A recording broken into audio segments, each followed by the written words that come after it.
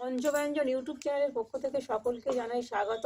আজ আমি খেসারি কড়াই শাক ভাজা আপনাদের দেখাবো। এখানে পেঁয়াজ কলা নিয়ে নিয়েছি, আর এখানে খেসারি কড়াই শাক নিয়ে, আপনারা হয়তো বিভিন্ন রকমভাবে খেসারি কড়াই শাক ভাজা খেয়েছেন, কিন্তু পেঁয়াজ কলাতে খেসারি কড়াই শাক ভাজা আশা করছি আপনারা খাননি। কিভাবে ভাজতে হয় সেটা আপনাদের দেখাবো, এবং কাটাটা কিভাবে কাটতে হয় সেটাও আপনাদের দেখাবো।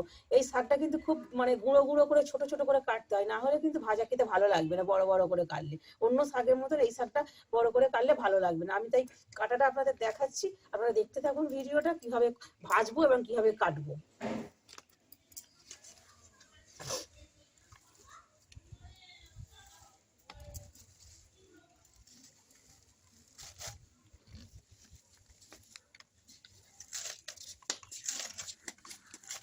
দেখুন, এটা প্রথম স্টেপ। এই ছোট ছোট করে নিয়েছি, এর থেকে আরো ছোট ছোট করে কাটবো। আপনারা প্রথম থেকে দেখুন, দেখলে বুঝতে পারবেন এই শাকটা কিভাবে আমি কাটছি।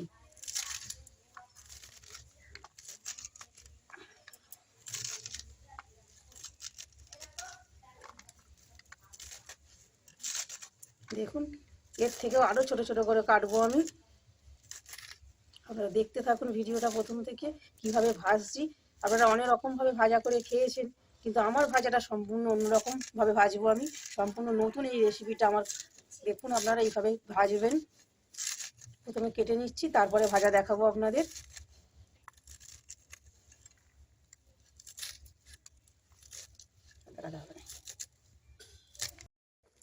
দেখুন, আমি প্রথমে একবার কেটে নিয়েছি, তারপরে এইভাবে আবার নিয়ে আবার এইভাবে কাটতে হবে, তবে কিন্তু গুঁড়ো গুঁড়ো হবে। দেখুন কিভাবে কাটছি। এরম ভাবে কাটলে কিন্তু ভাজতে বেশি দেরি হবে না। বড় বড় করে ভাজলে বড় বড় করে কাটলে ভাজতে বেশি দেরি হবে, তাই এইভাবে কেটে নেবেন আপনারা। দেখুন আমি কিভাবে কাটছি। দেখুন আমার কাটাটা রেডি হয়ে গিয়েছে, দেখলে মনে হবে যেন ভাজা হয়ে গিয়েছে। এইভাবে আপনারাও কেটে নেবেন। এবার আমি পেঁয়াজ কলাটা কিভাবে কাটাবো সেটা আপনাদের দেখাবো।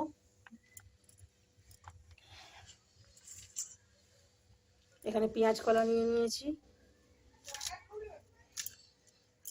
পেঁয়াজ কলাকেই এরকম সাইজের আমি কাটবো। এক এক সবগুলো কেটে নেব। দেখুন এইভাবে ধরে একটু বড় বড় করে এরকম করে কাটতে হবে।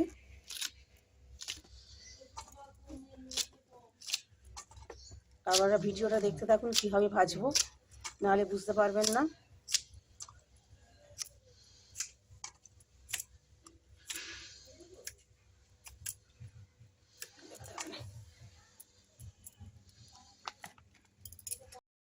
খেসারি কড়াই শাকটা ভাজার জন্য আমি এখানে কড়া বসিয়ে দিয়েছি। এই রান্নাটা আমি সর্ষের তেলে করবো। ভাজাটা সর্ষের তেলে ভাজলে তবে টেস্ট হয় খেতে।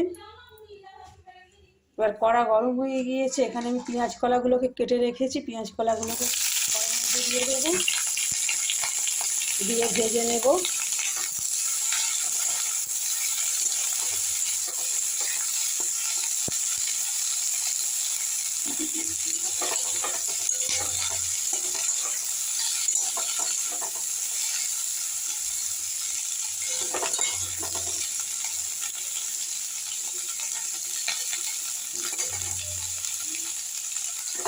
পেঁয়াজ কলাগুলোকে একটু লাল করে ভাজবো।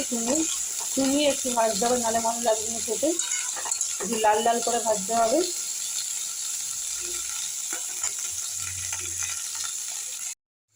আমার পেঁয়াজ কলাগুলো এখানে ভাজা হয়ে গিয়েছে। দেখুন এরকম লাল লাল মতন হয়ে গিয়েছে। এবার আমি একটা পাত্রের মধ্যে ঢেলে নেব। আবার কড়াটা বসিয়ে দিলাম। এটা পুরো সর্ষের তেলে করবো। এখানে সর্ষের তেল দিয়ে দিলাম। এবার শাকগুলো আমি এর মধ্যে তুলে দেব। শাকটা দেখুন কত সুন্দর কাটা হয়েছে। এইভাবে কেটে নিলে খেতে খুব ভালো লাগে।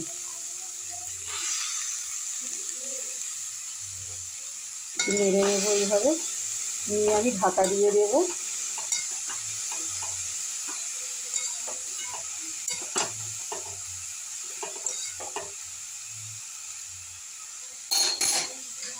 এখানে শুকনো লঙ্কা আমি দুটো নিয়ে নেব, দিয়ে ঢাকা দিয়ে দেবো শুকনো লঙ্কাটা দিয়ে। দেখুন ঢাকা দিয়ে দিলাম। শাক ভাজাটা আমার এখনও হয়নি, আমি খুলে দেখছি। দেখুন, এবার আমি একটু লবণ দিয়ে দেব। লবণ দিয়ে দিলাম, স্বাদ অনুযায়ী সামান্য একটু চিনি দেব, দিয়ে একটু নেড়ে নেব। এইভাবে নেড়ে নিয়ে আবারও ঢাকা দিয়ে দেব। এই শাকটা ভাজতে একটু দেরি হয়, আপনারা দেখুন কীভাবে ভাজবো। ঢাকা দিয়ে দিলাম। এবার আমি পেঁয়াজ কলাগুলো কড়াই শাকের মধ্যে দিয়ে দেব।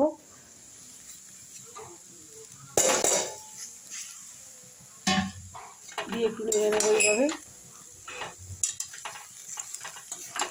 আবারও ঢাকা দিয়ে দেব। কড়াই শাক ভাজতে তো অনেক দেরি হয়, তাই এখনও ভাজাটা হয়নি। আবার ঢাকা দিয়ে দেব।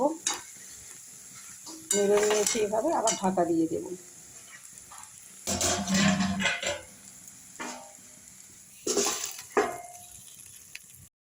রেডি হয়ে এসেছে। এবার আমি কাঁচা তেল ছড়িয়ে দেব, দিয়ে আবার একটু নেড়ে নেব। নেড়ে আমি নামিয়ে নেব।